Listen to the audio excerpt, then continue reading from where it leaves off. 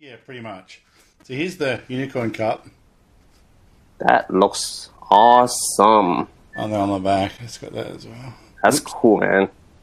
Yeah, so this is obviously the current one, and then they still got stock from the... It's got the little written down there. Over there. That's cool. Yep. That looks cool, man. It's rad. I know. I want to use it all the time, but I'm like, I don't want it to get chipped up and stuff, because people don't respect your things, Speaking about that, I had my stuff thrown into a bucket once. All my painted stuff. Oh no! Thrown in a bucket. So like the backpack got broken off, the V-fin got broken off, and I have to go place it all back together. All the paint got chipped. Oh man, we were cleaning my desk.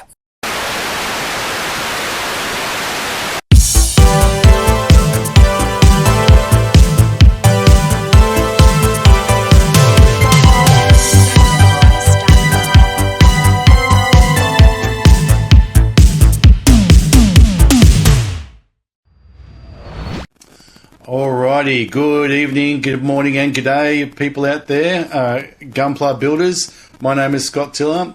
You have tuned in once again to the Gunpla Insider for the Gunpla Network. Tonight I've got with me it's an interesting take this evening. It feels a little bit like I'm interviewing myself. This was kind of like my pitch to this fella because we've been building about the same period of time. We've probably got a similar sort of curve. I think he sort of put a little more effort in than I have. There's no doubt about that. And, it just feels like it's nice just to get down to some real grassroots, building at the bench with just a fellow builder. Before I do, a couple of sponsors to mention, one being Canadian Gundam and being a primary sponsor of the Gunpla Network, and the other being Clouded Communications that provide my VMR and my camera equipment. So, we have with us this evening a gentleman by the name of Leo Lee. Leo is a Gunpla Network member, and in my opinion, a pretty rad builder. So, Leo, why don't you introduce yourself and let's get on with the chat. Hi, how you doing, people? Yeah, Name's Leo. Yep. How's it going? Good, mate. Now, you're somewhere around New York, is that right? Yes, I'm actually in New York City. I live in Queens. Right, and you've got about you're able to stay in this evening for you, because you've got about 4 feet of snow at your front door. Would that be about right? Yeah. Well, we didn't get that much. It was only about 6 inches, but apparently the city didn't do a very good job of plowing. So it was pretty messy yesterday, but today everything seems to be fine. Oh, okay, good. But unfortunately, you still had to go to work today. Not quite enough snow. Yes, unfortunately, I still have to go to work today. There's no getting around that. The work still say, "I want you to be here." Yeah, of course. So you live in Queens. As far as I can tell, you're married. You've got one child, at least? Got one child, 6 years old. Yep, so you're a dad. You're sort of early 40s.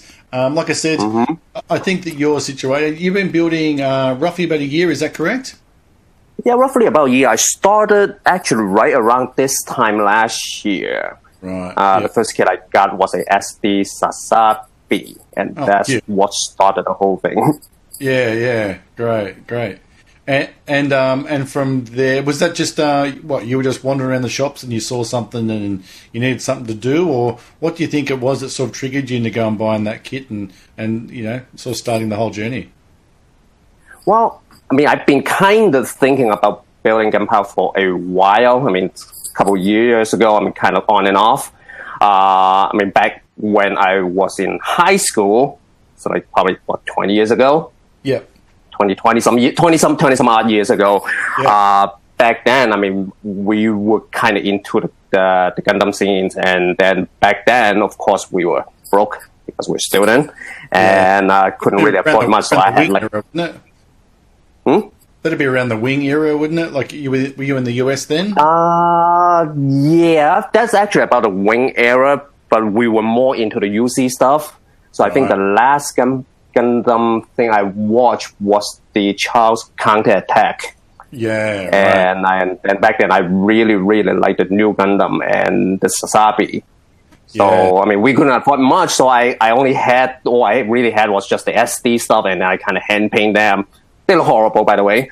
but Yeah. that was like, a high school kid and stuff. Yeah, yeah. So anyway, around last year, my wife kind of mentions like, why don't you start building model again? And I look at her and say, you have no idea what you had just suggested. Because this is one deep rabbit hole if I jump into it. Crazy woman. So around this time, I kind of, you know what, doesn't hurt. I'll give myself a little SD and just kind of play around with it and see what happens. And go to Amazon, bought myself a SD Sasabi, and well, it all started from there.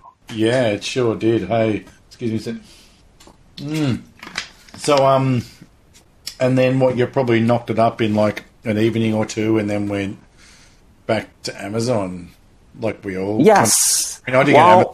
I went to a store, a friend of mine took me to a local hobby store, which is even worse because you kind of walk in and you pick one off the shelf, and I was like, my first one, I was going for like something, I bought a RX-70, I think it's the 78 or something, the GO1. So I wanted something sort of traditional, and I didn't really know I was looking at like that one or that one. I don't know how a third one. I don't know how a fourth one. And I'm like, oh no, what do I take home? So that first time can be interesting. Yeah. I mean, after I bought the Sasabi, I actually went to a model store to get paint. So, okay, I'm just getting a couple bottles. Of course, I left the door with like 10 bottles worth of paint.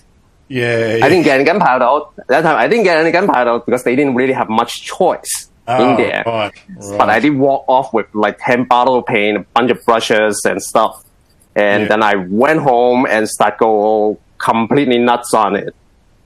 I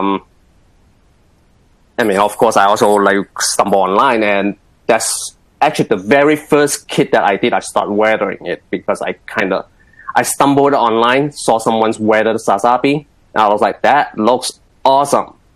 So I immediately started like Googling and see how to weather models and stuff. I mean, it didn't come out with anything nice, but still, it was a fun thing to do. It's something very different than what I normally do. Yeah. Well, speaking of weathering, let's have a little bit of a look at some of your work here. I've got some stuff that some photos that you supplied to me earlier on. There's 2 or 3 Zakus here, and then we've got a RX-78 and a Nu, which I really, really, really love. Both of them I love, so we'll leave those till sort of last. This Zaku here, this 06, can you see this guy? A little bit of delay with us because we're around 10,000 miles apart. Can you see this Zaku here? Yeah, I can see it.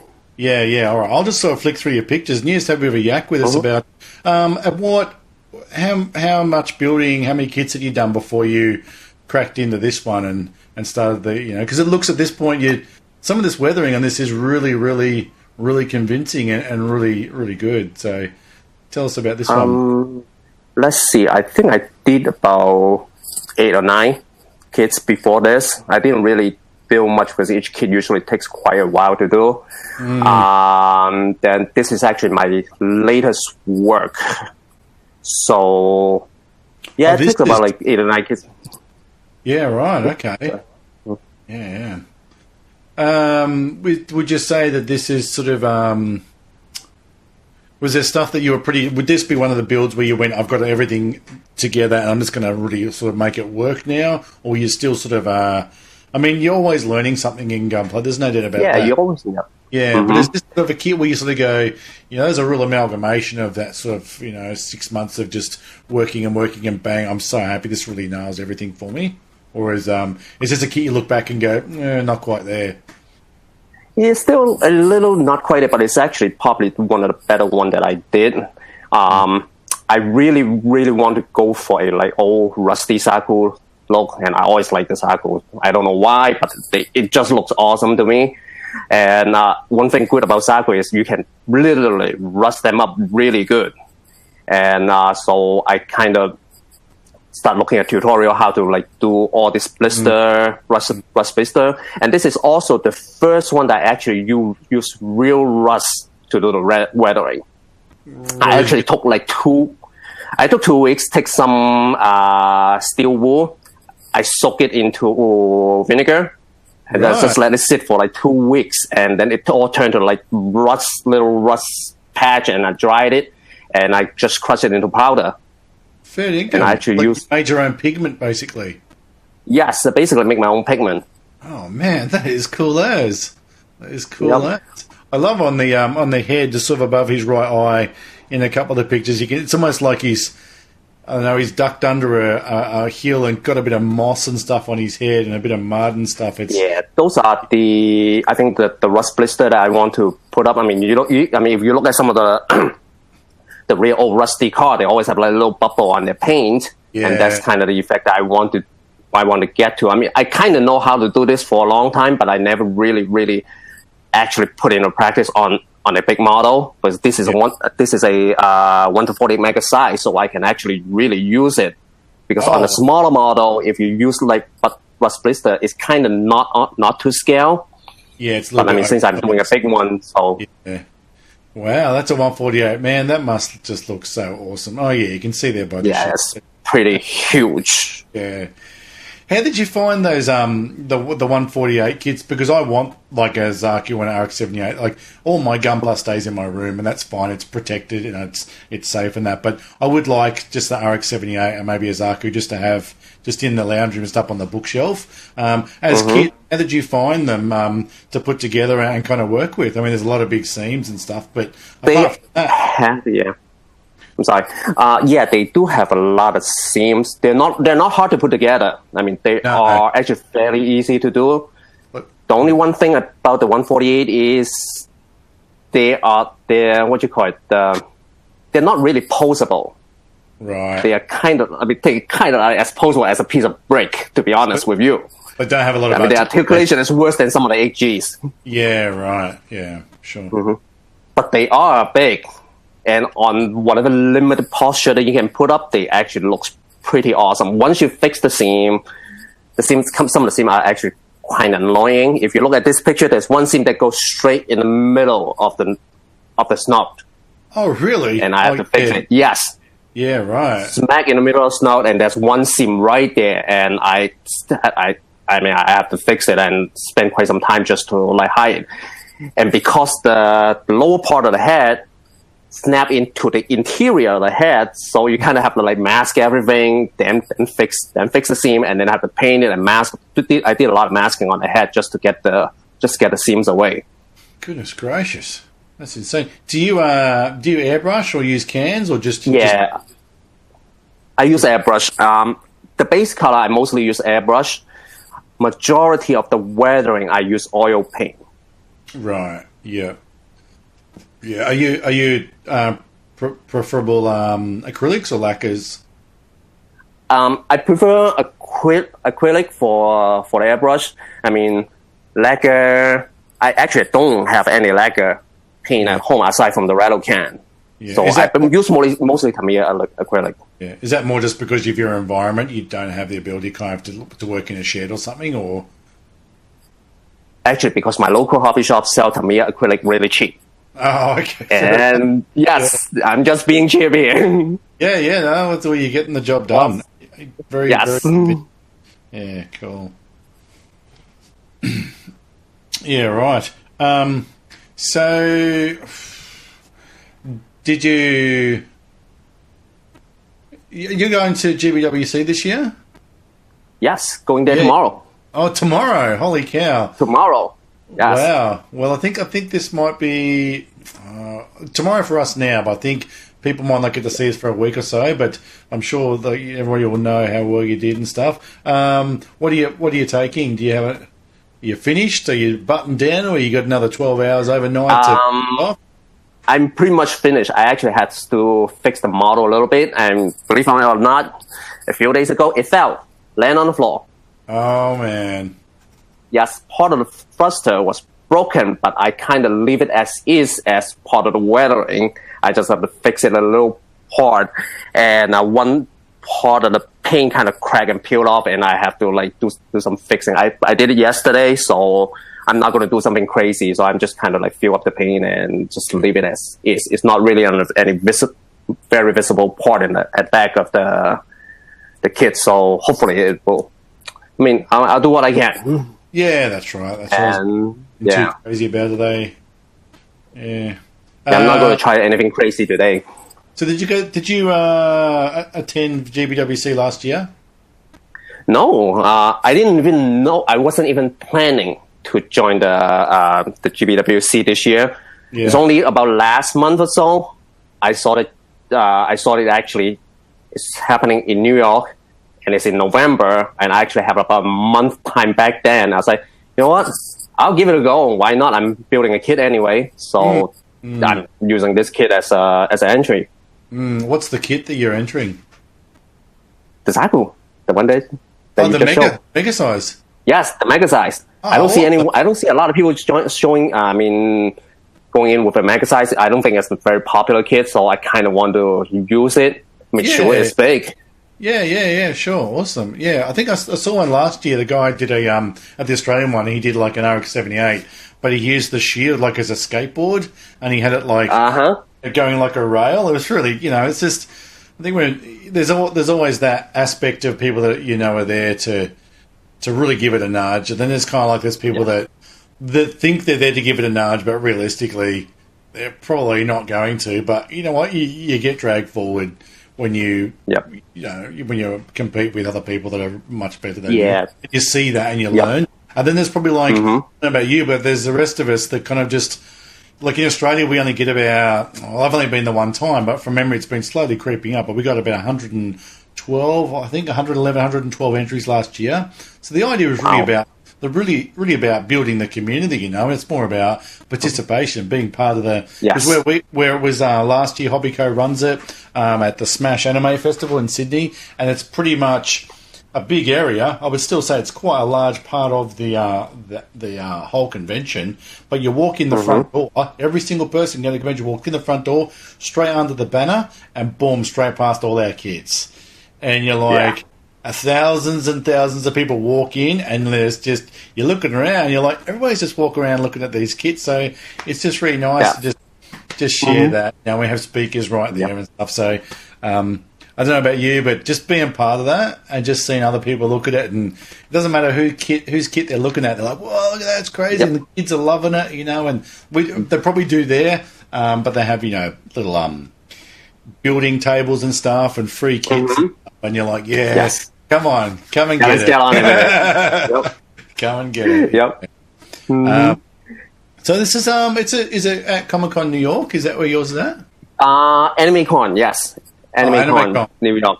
Yep. Comic-Con was last month, I think. But the AnimeCon is tomorrow.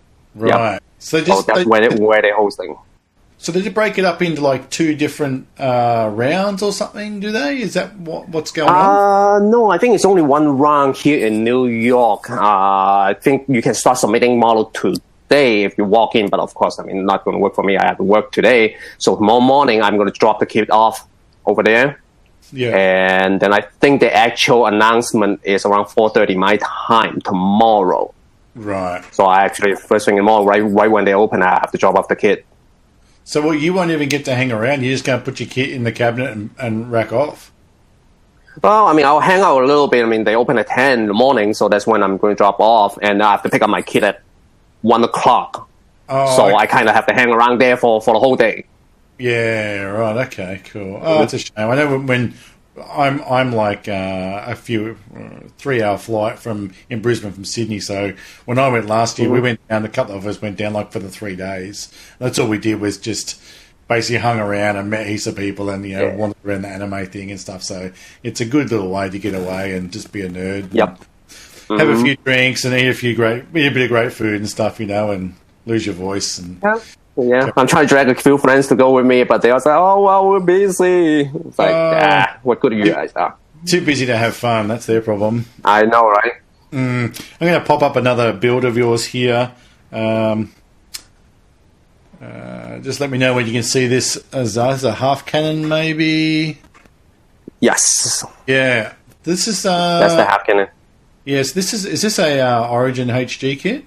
Yep, that's Origin HG kit. Pretty I think I did it for one of the group build in one of the Facebook group. Right. Don't remember off the top of my head which one. So they just happened to have a group build for HG Origin kit, and I have this laying around for a while. I bought this kit earlier this year been like sitting in my backlog for a long time. So I might as well, you know what? I just happen to have the kit, might as well build it. Yeah, yeah. Did you like this kit?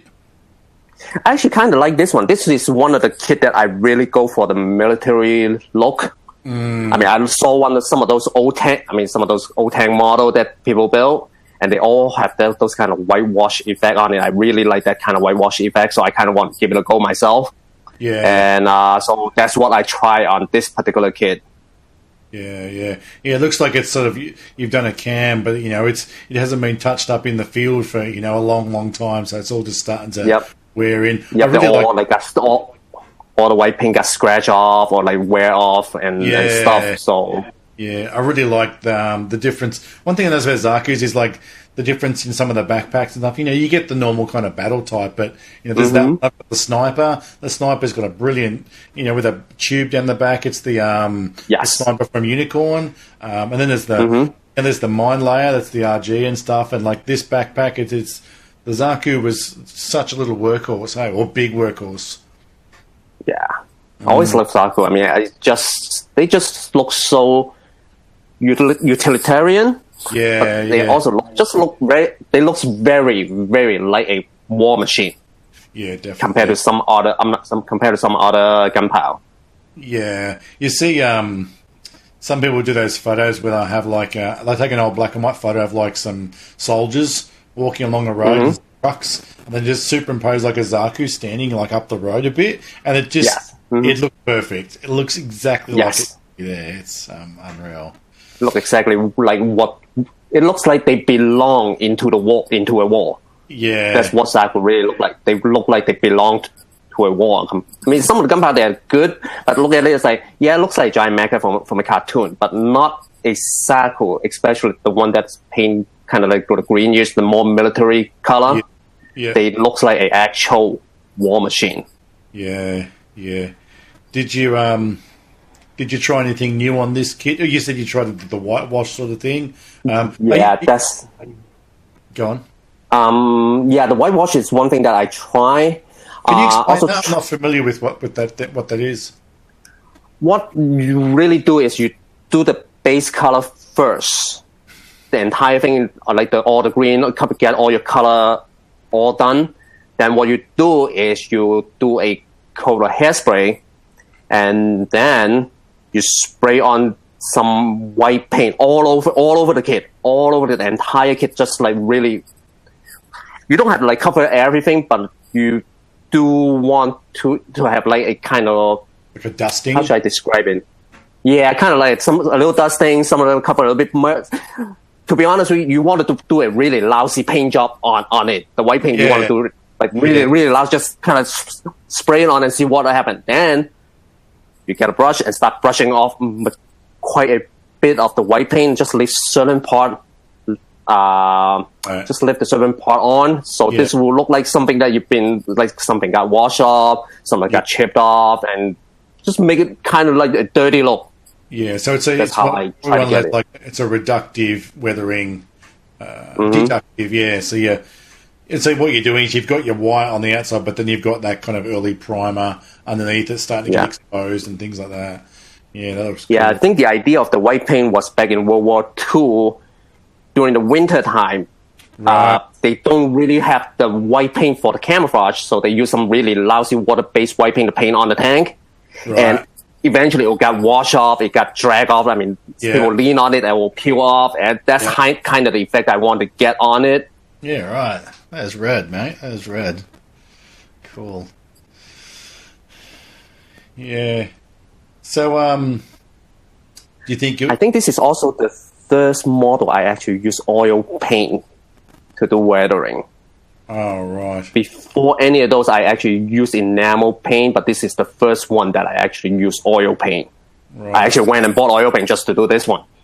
Yeah. And how did you find the difference? There's some subtle difference on it. The oil paint takes forever to dry. Some of the paint that I put on takes literally 2 or 3 days to dry. Yeah.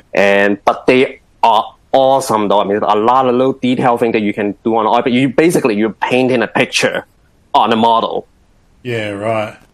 With the oil paint. So, I mean, it's really cool. I mean, and if you mess up, all you have to do is just get a little bit thinner and wipe it a little bit, and it came off. Yeah, so yeah, for sure. It's some fun thing to do, actually. Yeah. All right, we'll have a look at another one here that you've got. This is we talked about this one before. This is, tell us a bit about this one. I believe it's a 2.0 MG Shah Zaku. Yep, I see it. Yep, so, yeah, this one. This is, of these three Zakus, which you gave me, you've kind enough to give me the photos for, I think this is probably my my favourite, just the way it just, like, even you're posing in these shots, it looks beaten, but it still looks like it's got another 13 rounds in it. It is just ready to go. As we move through the pictures, the weathering will become quite apparent. This thing has taken some hits. And I will mention, we were talking about this before, you've done quite a bit of scribing on this kit, haven't you? Yes. Yep. Yeah. A lot of scribing, I actually use the Origin kit as a kind of a base. I mean, you can see the head, that little strip through the head, that's from the Origin kit, and I try to reproduce that. Yeah, and here I think you can see the legs and the skirt there where you've done the leg armor also kind of I did a lot of scribing, and the skirt armor I kind of just do it myself, kind of freeform. I mean, it looks okay to me. I probably could have done better, but on a Zaku, it's kind of a little bit hard to do scribing because a lot of curved surface, and it's kind of pain in the neck to do, to be honest with you. It's not really my favorite thing to do, but it does add a lot of detail to the kit. Yeah, I think you've done a great job.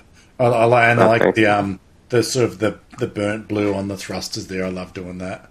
How do you do that? Yeah, all thrusters. The thruster, I actually use enamel silver. I actually hand brush it on, and then I get those clear blue or clear red from Tamiya, and I kind of just spray it on top, a little layer at a time, just to get a little bit burn look on it. Yeah, cool. I mean, it's actually not that hard to do, but I mean, it does require airbrush, and you don't have airbrush, it's a little bit hard to do. I've done something similar, but I just do like a matte black base, and then I do like a copper acrylic over it, and then once all that's dry, I just have a like a MIG kind of metallic blue, and then I actually dry brush just on the end with the MIG metallic blue, so you get that, and you can. Even if you do a black, you do the dry brush of copper and then the dry brush of the blue, and it kind of just all starts to fade together. Yeah, it does blend in. Yeah, and people are like, "That looks amazing!" And like, it's like one of the simplest tricks you can do, and it's just, it's a lot of fun. It's a lot of fun. Yeah, I mean, put these little bits of sort of realism in a kit. You know, it's nice to think that 3 or 4 years down the track, you know, you're going a lot further than I am. But you know, to think that 3 or 4 years, I might be able to tie all these little things together, you know, and finally have something that you can sort of go, right, I can retire now. I'm done. That's my peak. But we know Gunpla better than that. You don't retire from Gunpla. You don't really do. I mean, you go from one kid to another kid, and then there's always something that's like, you know what, that kid I could have done better. And then you go ahead and buy another one of the same kid, and then you do it all over again. I'm yet to buy the same kit over again, but as I move on through things, like there's a lot of stuff comes out. I am pretty much a Universal Century guy. Cool. There's other stuff I'll watch. I've watched a bit of Seed. I've watched a bit. I can't do any double O. I'm just not buying into it. What's it called? Barbados. Help me out here. The Barbados? You know Iron-Blooded Orphans. Sorry, mind blank. Yes, that. Thoroughly enjoyed that, and I can see I've got 3 or 4 of those. I've got a couple that I want to smash up, but yeah. And then I see all these new kits come out, and this Moon thing, and this other thing, and I'm like, I don't know. I'm still working through like from the beginning, and I can just be sitting on the Wikipedia page for Gundam, and I'm like, what the heck is that? The Dreschner or something? I know, right? All of a sudden I spear off and I'm like, now I've got to have these variants of the Jagan, and now I've got to have this, now I've got to have that. And I'm like, I'm literally 20 years behind, you know, and so, like that new Jagan, that new MG Jagan, like that's probably... Oh, that one looks awesome, man. I'm not as attached to that as far as lore and everything goes, so that might be the first MG that I kind of because like I've got the Shah's Zaku there, but I kind of went from anime to Origin, just made the Red Rocket. But I really think that that Jagan will be my first one I will take and just totally recolor some sort of like a grey or whatever, just make it full military. It's just I might describe it, I'm really looking forward to that kit. It's I've got a bunch of her cars, but that kit I'm looking at it, I'm like that might be somewhere I can just really kind of spread my wings a bit, change the colours. Ooh. Change the color. Always change the color. Yeah. I mean, I don't think I have a single kit that I paint with original color. Oh, really? Or every single one of them I custom. Well, aside from the very first one that I did for the Sasabi, the SD Sasabi, I kind of keep it an original color. But, I mean, once I get into it, I was like, no, I'm changing the color. I'm changing color every single one of them. There's a few blaster marks in the shield here. Is that with a soldering iron? Is that your way of doing it? Yes, soldering iron. That's what I do. I mean, I usually try to do a little cluster. Bullet hole together because I mean I think when they fire they usually fire 3 or 4 rounds per trigger, so I usually I would think the bullet hole will kind of cluster together like with maybe 3 or 4 holes clustered together. Then you got that nice one up on top curves and like a little where rounds are sort of glanced off the side, Yes. Beautiful stuff, mate. It is really great. Yeah, thanks. No worries. Actually, this is the craters actually are not that hard to do. Yeah. You just use your soldering iron, just kind of make a little circle, and then paint it with silver, then dry brush with a little black, and then give a little bit spray paint on the side just to dust it up, and then simple.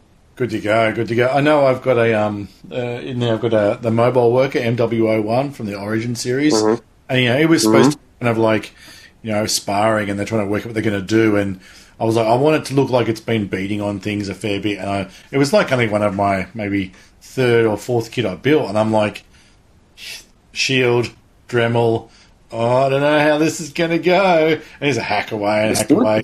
Yeah, and in the end, it's like, oh, man, that's nice and satisfying. Fortunately, it came out okay. Yeah. Well, sometimes you just have to go at it. I mean, even if you don't really know the result, it's like, I wonder what it's going to look like. Let's try it. Yeah. And I've mentioned this in a couple of different chats with people that, at our age, like we discussed before, we're going through this whole midlife crisis. We're early 40s, we've got the finances, we've got the resources. And I was talking to someone the other day and they're like, not having resources can create certain ingenuity in yourself. You might use your wife's eyeliner to do some shading, or you might go and get some actual dirt for your diorama out of your garden, things like that. Also, when you've got the freedom that we have, both financially and, we're kind of adults now, we're not having to clean our rooms because our mum's hassling us, whatever. You've got the ability just to grab a kit and go, you know what, I'm going to hit this. And if it doesn't work out, I'll put it over there with the other 15 that haven't worked out, and I'll go buy another one. There's no big deal. And people can get a bit precious. I've been in some hobbies with airplanes. People buy beautiful airplanes, and they'll bring it to the field for the first day for their maiden flight, and they're like, I'm so nervous, it's going to crash. I'm like, of course it's going to crash. You're standing there telling me for an hour it's going to crash. And you know what? You bought it to fly it, so, dude, just forget about it. Fly something else. Just forget about it. You're familiar with, walk back over, throw a battery in it, launch it, and you're flying it, and job's done. And you sort of got to take that. Hobbies are there to enjoy, not to make your life harder. And I mean, if someone like stressed out, and like someone want to try something new, and I always suggest to them, I mean, you want to try something new, grab a cheap HD kit, buy a cheap SD kit, and just go at it. I mean, if you screw up, you lose a few bucks, and then, well, you know what, file as learning experience and do it again. Worst case, grab a plastic spoon and do it on it and see what it look like before you put it on the kit. Yeah, if you can scribe on a plastic spoon, you can scribe anything, I reckon. Yep. Anything the paint, you don't know what the paint's going to look like, or like you don't know what kind. I mean, if I wear it this way or that way, not sure how it's going to look like. Grab a plastic spoon, do it on it. Plastic spoon is the best thing ever for us. Yeah, they're pretty good. A buddy of mine uses the like the Japanese or Chinese soup plastic spoons because they've got a they've got an edge. They've got like a flat bottom, and so it gives them a little bit more to work, especially if he's doing like flexing appreciating and stuff like that. Yeah, I just wanted to ask you a little bit about sort of like you growing up. Like we're about the same age, and I'm just that sort of average Western dude. You know, we got Star Wars a bit earlier on, and then it kind of, as far as anime goes, it was like Transformers and Astro Boy and things like that. Now, I think before, correct me if I'm wrong, you said you were from Hong Kong, so. Yes. Was sort of growing up, obviously if you're Japanese and someone says, oh, I'm into anime and they're Japanese, you go, well, of course you are. Like, I'm sure it was like a subject at school. How was it for you as a growing up in Hong Kong and this sort of, robots and anime and modelling and things like that? I mean, we look around today and there's some absolutely amazing builders. There's no doubt about it. But there's obviously going to be a difference in the approach and the general culture. Can you sort of enlighten us a bit on that? Let's see. Back then, we're talking about like 20 some years ago. Anime is still a pretty big thing back in Hong Kong, and lots of kids they watch it on TV. The modeling scene, I'm not entirely sure. Me and a couple of my friends, we are kind of into it, and of course we were broke back then, and we couldn't really afford much, so we kind of had to, skip lunch a few days. Yeah. Get enough money and buy ourselves an SD kit and just go at it. I mean, what we usually do is just like hand paint some of the acrylic on it. Yeah, it looks horrendous, but it was fun. Yeah. And do you grow up that's pretty much watching anime and stuff? Like, we have a lot of robot anime. I mean, Gundam's was one of the big thing. Macross is another one. Yeah. We also have some. Dragon Ball, of course, it was a big thing back then. Yeah. The girls would love their Sailor Moons, so we have a lot of animes back then. Yeah. So I mean, I'm sure it's still pretty much the same right now. I haven't been back for like nearly 20 years, so but I do keep in touch with some of them. Yeah, I haven't been back since '97, so that make it 21 years since I was back home. But I still keep in touch with a couple of my friends. Yeah. And one of my friends also built Gunpla, but he doesn't really have the space to like do a lot of painting, so he's more like a snap builder. Yeah. But I'm pretty sure it's still a big thing back home. So yeah, cool. Yeah, cool. Do you catch up with people? Do you go to any build groups or anything in your area? I only been to one build group so far. It was about a month or two ago. Yep. I just happened to see it on the Facebook, and I was like, "Oh, let me join." And it also happened. There's a kid, couple house down from where I live. He is also a gunpowder builder. He's actually one day out. I was doing most of my painting in my garage, and I had the garage door open. He walked by, and then he did a double take, and then came in and asked me, "Are you doing gunpowders?" I was like, "Yeah, I was building the new Gundam back then." Yeah. We kind of chat and we actually went to this build group together. It was kind of fun. Yeah, cool. That's awesome. So, do you guys catch up at all? Or? Yeah, I mean, we still. I mean, he will every day. Sometimes he come by, and then if I'm in the garage, he will stop by and just see what I'm doing. And usually, I'm be like painting this, painting that, sanding this, and then also, I mean, he asked me a couple of things. I gave him a little advice, and we went to. We went to a model shop once in New Jersey, and let's say we spent a lot of money on kids that day. It's worse when you're with someone. Yeah. Someone will be like, "Oh my god!" They come over, and they go, check this out," and you're like, "Oh, I've been looking for that for ages." It's like, "Oh, look at this." He's like, "Oh, yeah, it's worse." Yeah, I mean, I came home with 7 or 8 kids, and I was like, "Oh my god."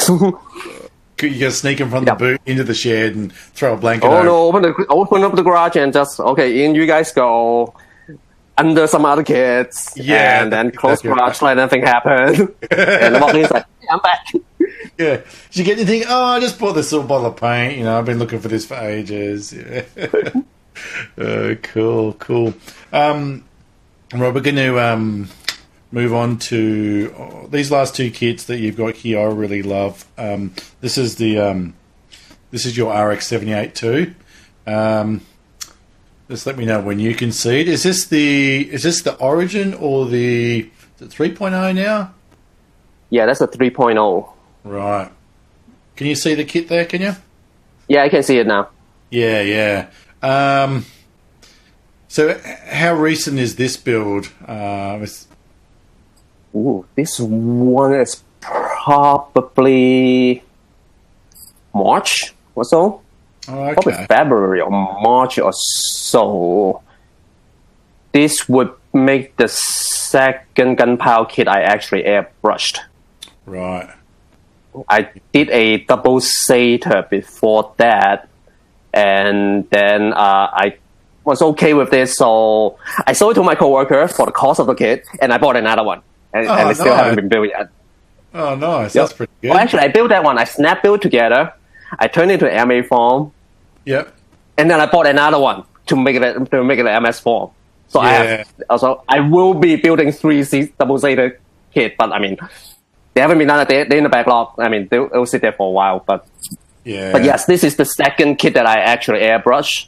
And I mean, back then I still was using mostly enamel paint for the weathering for the streaks. Yeah. And I was still learning back then, and I was just. I mean, this is probably the first serious weathering kit that I did, and I really, really like how the first cone came out on this. I mean, this picture doesn't really show, and that's the first time I actually did the burn style for the first cone, and it turned out pretty good. I don't have a good picture for it though, unfortunately. Yeah, sure. It's funny you mentioned before how wasn't this give you like I bought a kit and then I bought another one so I could make it a different version. And I guess when I first started building, I'm like, why would you buy the same kit twice, or even like in the same kit but different scales? And I originally my buddy Mark, he's like, for US essentially, if you go and watch the original series, you'll really get it down, and the rest of it makes more sense. So I kind of chugged through, and after that, I was a bit tired of seeing RX-78 too, and the anime wasn't the greatest and stuff like that. I sort of chugged through, did about 30. Must have did 30 builds before I realised I need to do an RX-78 too. I really need to do one, and I did one. Yes. And I did the Vercar, and I was like, holy cow! Like my Gramps trigger just went, and from now I'm looking at every version, and I need to get myself an Origin. I would definitely do a mega size. My next PG, like I've got this, we've got a Mark II and a Strike under the bed for Christmas. My next PG will probably be an RX-78 too. It just has something about it, something that just smacks of. I always will be the best, because if you watch the series and you really enjoy the series, it makes a difference. And Origin was. Have you watched the Origin series, the 5-parter? Yeah, I watched a few episodes of it. I mean, actually, it's not bad. I mean, the animation was a lot better than the original one, of course. I mean, being so much newer. Yeah. And, that's pretty cool, actually. I mean, I watched a couple of episodes and I enjoyed it. Try to find the rest, though. I don't want to spoil it for you too much, but let's just say you don't see the RX-78 too. So at the end, you're left kind of going, that's what I was waiting for, in that new crisp animation, like you said. We kind of got the Ready Player One thing. Was awesome. Yeah, they are. Let's get back to your kit here. Yeah, I mean, you sort of it's almost like it's like there's a camera filter on it. All your blues and your reds and yellows are all just that sort of toned down and sort of. Tell us a bit about sort of the idea behind that.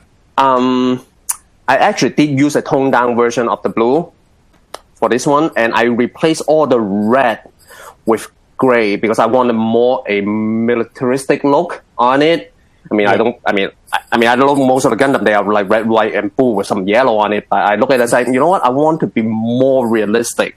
Yeah. So I used a toned down version of the blue, and I replaced the yellow with a khaki color, and I replaced all the red with gray instead. Yeah. I want to see like how it looked, how it turned out, and it actually turned out pretty good. Oh yeah, for sure. Yeah. And also the 3.0 kit, they did a lot of what you call the color separation in the kit to begin with. So even in the kit itself, the white is not really white. It has white, a light gray, and a gray is beige. There's 3 different kind of color for the white alone. So I kind of use that as a guide to do my color. Yeah, it's a beautiful kit, isn't it? Yep. Yeah. And this is I actually bought a soldering iron just to do all those bullet holes for this particular kit, and that's when I started. All right. So this is so this is before the other Zaku then. Yes, this is actually one of my earlier kit. The only regret on this kit I have is I didn't buy the water slide for it. I just used the sticker. And then I come to think, I probably should have bought the water slide, but well, back then I didn't know better. I didn't even know water slide exists for this kit, so I kind of just went with whatever that came with the box. Oh, you pulled it off. I think that we've got some pretty close up shots as we're flicking through this kit. I think your stickers are pretty convincing. Even the grams per car didn't come with water slides. I think I got the same thing, the Origin water slide sheet for that. I just really like how it'd be good. It'd be too much mucking around now, but you got this, then you've got the Origin type Zaku of Shade. They're both. There's definitely a theme of those two. I'd love to see some photos of those two in the booth side by side, because you get a much darker, a much like you said, military battle worn version of those two kits side by side. Because the original series, that's really what it's about. It's those two just duking out for a year or something. Yeah. I'm just going to go on to the last kit we've got here.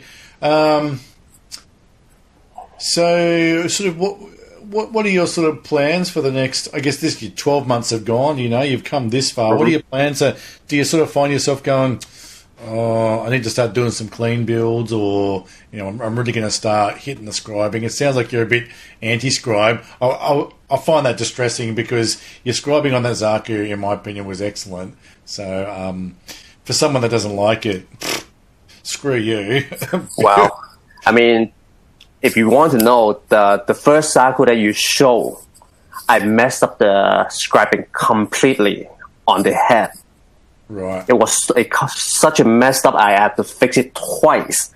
And what I end up doing, I mean, if you actually, for scribing, if you mess it up, all you really need is just some putty, put it back on, sand it clean, and after you paint it, you couldn't tell the difference.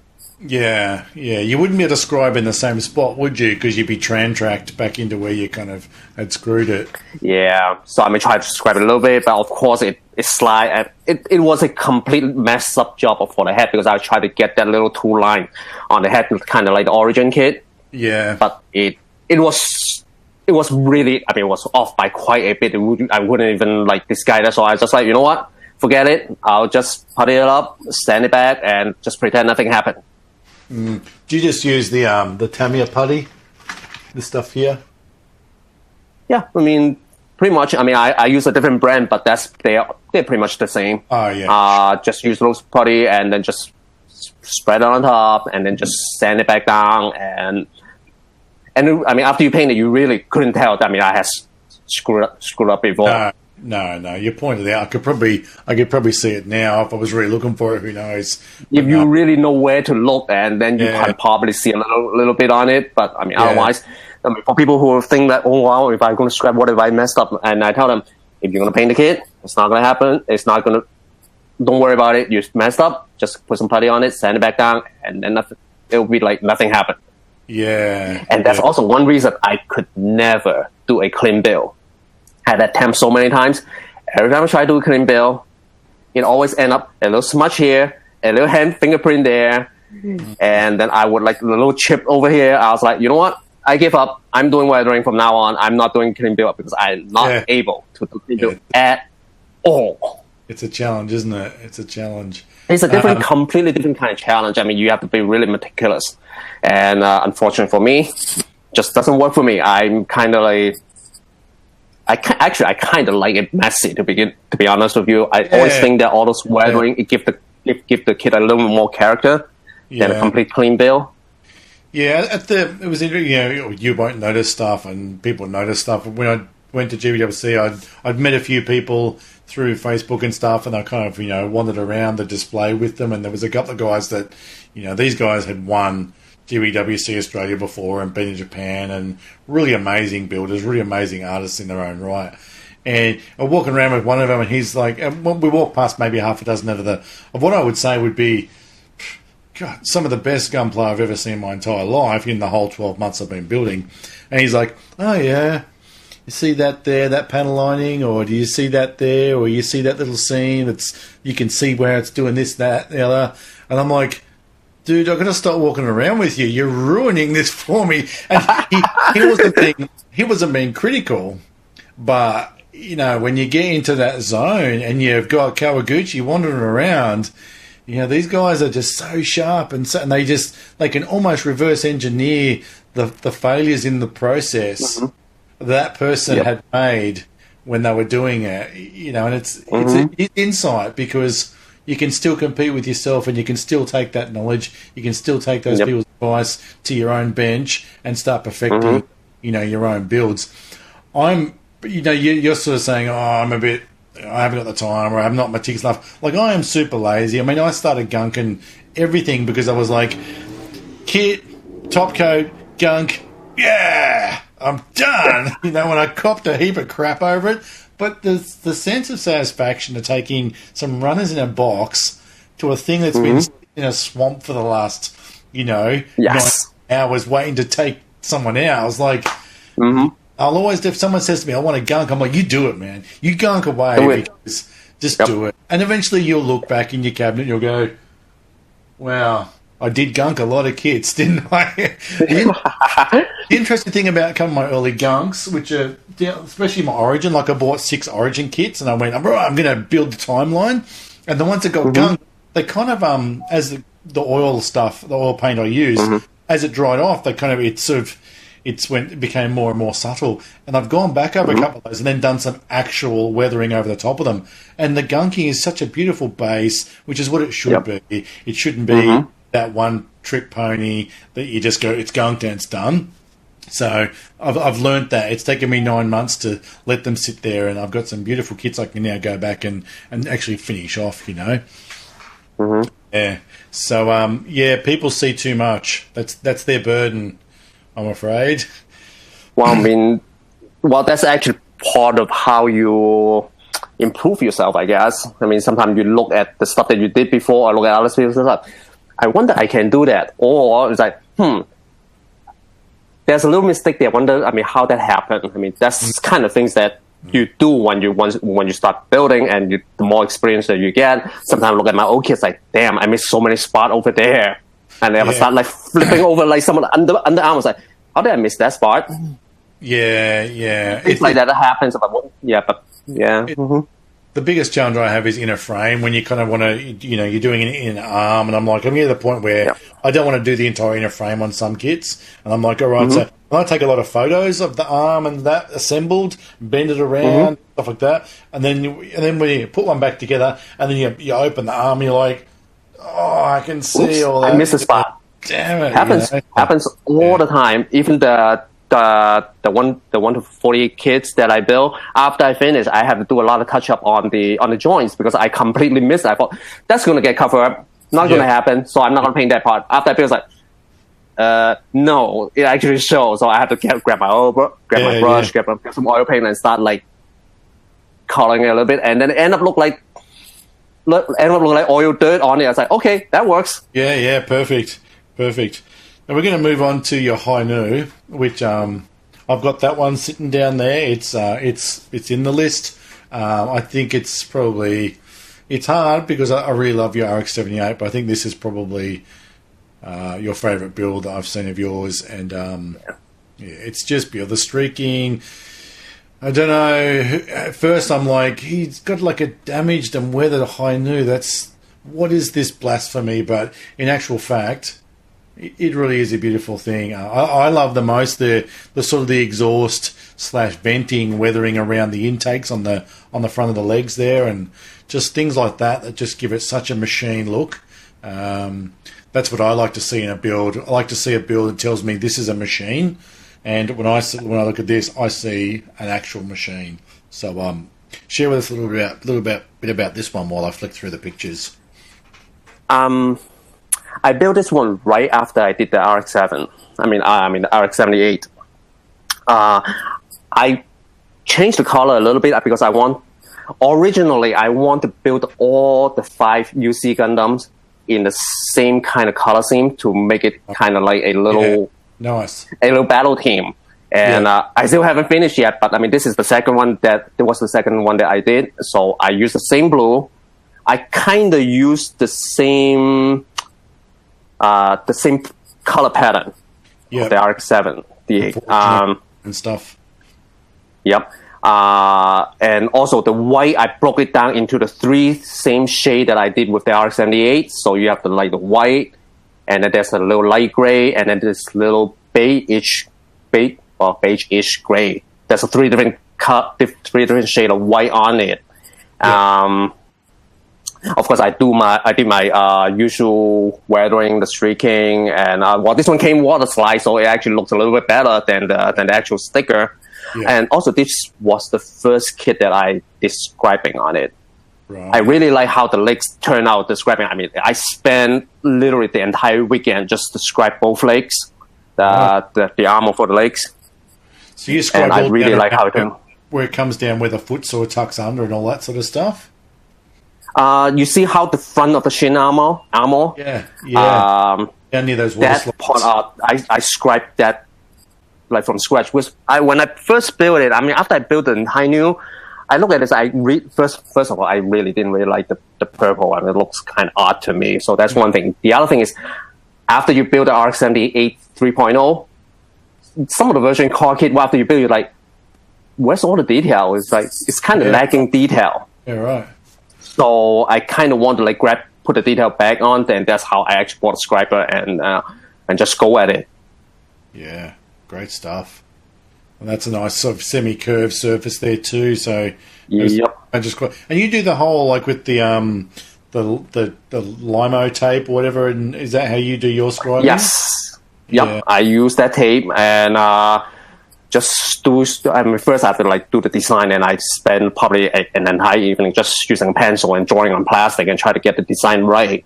And then, of course, I mean, the actual scribing, you did a lot. I mean, you get a ruler, put it back, and measure. Okay, how many millimeter from the bottom of the base I need to do, and just go from there and just piece by piece and just piece it together. I mean, the actual scribing, it didn't take that long, but all the measuring, the taping, those took the longest. Yeah. Oh God, your pictures here makes you want to just grab my Honu out of the box right now and start building it. Yes. Such a good kit. I mean, the Honu is actually pretty nice kit. I mean, I wish it has more detail. So, I mean, it didn't come with it, so you make your own. Yeah, you certainly do, mate. You certainly do. You didn't go for the new? Or is that one maybe you'll do a prequel? I kind of want to do the new, but I mean, originally the new was my favorite Gundam, or until I saw the high new.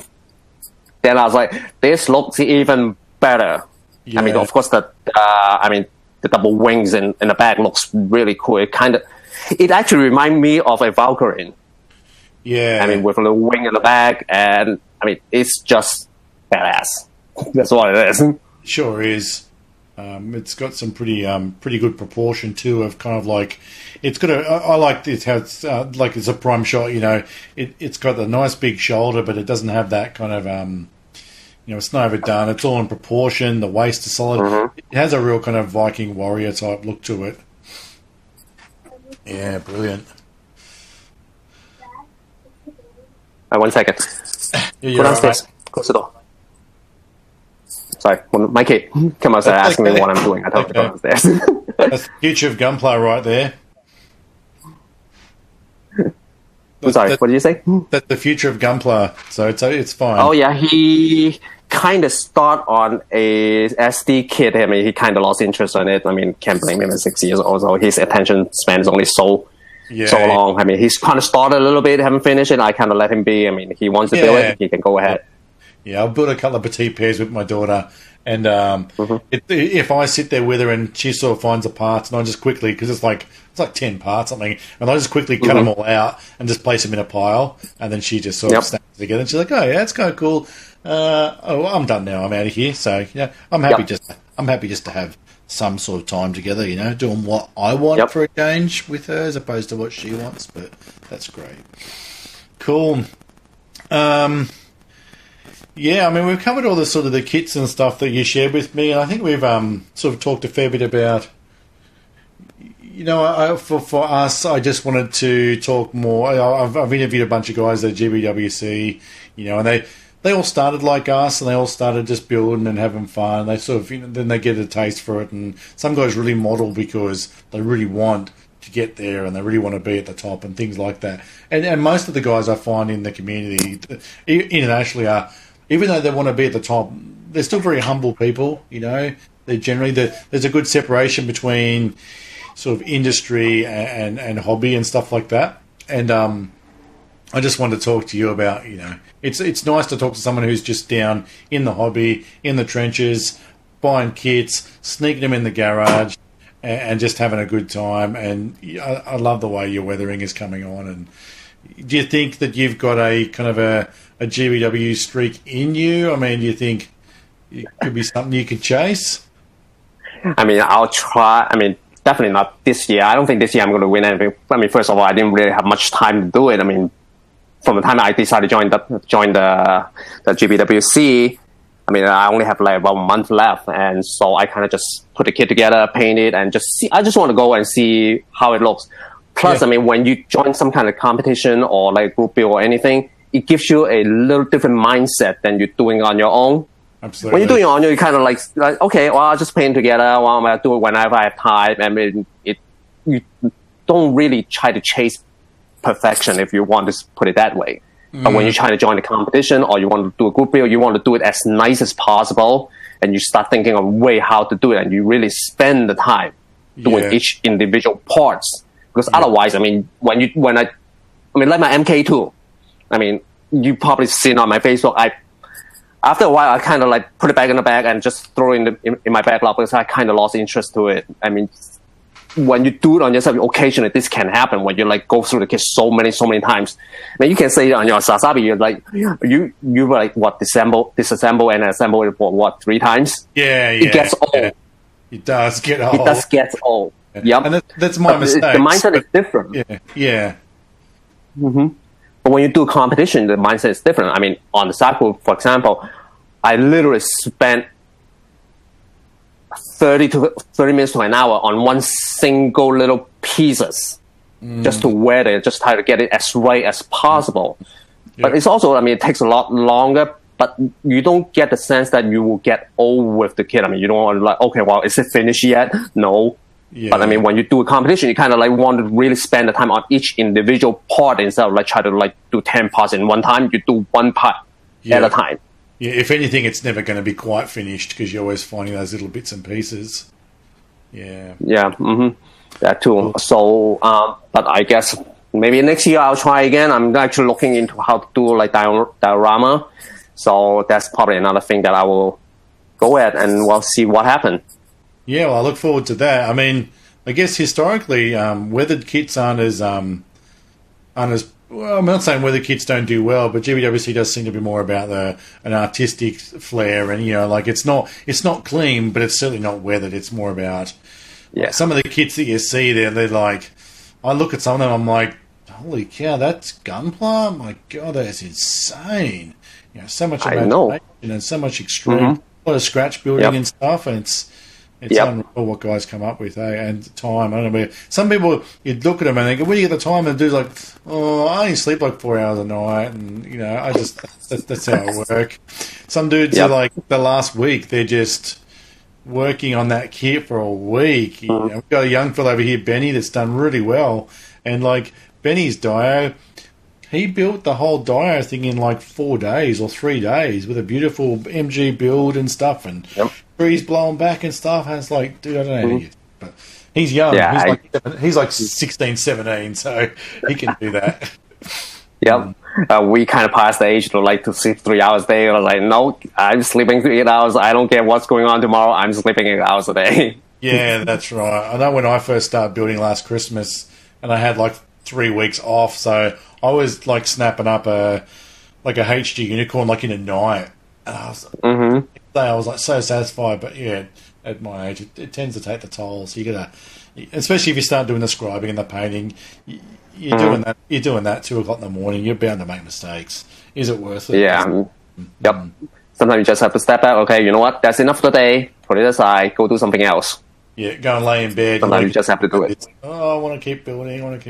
But Yeah. All right, buddy. Well, look, we've been going for about an hour or so there. I really appreciate your time. You've had a hard day at work. Yep. It's your weekend now. Just to reiterate, for you right now, GBWC's tomorrow, but people probably won't get to see this for a week or two. So I'm going to say all the best. I hope you have a really great day tomorrow, a really great weekend. Thank you. I'll probably chat to you like tomorrow or the day after and find out how it went and everything, which is kind of weird. Okay. But I'm already in the future here in Australia, so it's all. I feel like I'm in some sort of Back to the Future 7, where I'm just sort of doing this and that sort of thing. So, mate, I really appreciate your time. It's really great just to talk to a fellow grassroots builder. You're a rad dad. You're just having fun. Your weathering is fantastic. I've got a whole bunch of kits under there that I want to just go and mash up now, thanks to you. Well, I've got a couple of Zakus that deserve they deserve more than just sitting in a box. Yes. There's no doubt about that. Yes, build a Zaku. Zaku is the ultimate war machine, in my opinion. I 100% agree with you. So, mate, thank you. We sort of talked about before, you don't really have an Instagram or a Pinterest or a Twitter or a significant Facebook page, but you're a very active member of the Gunpla network. I'm sure anybody that sees your work, they can now put a face to it and go, man, that dude knows what he's doing. He's enjoying Gunpla. And that's what Gunpla Insider is about. Just enjoying it. That's what it is. Spreading all the fun amongst the community. So, buddy, thank you. And stay warm. Stay out of the snow. And stay safe. All right. Thank you very much. Thank you very much. Thank you. All right. See ya.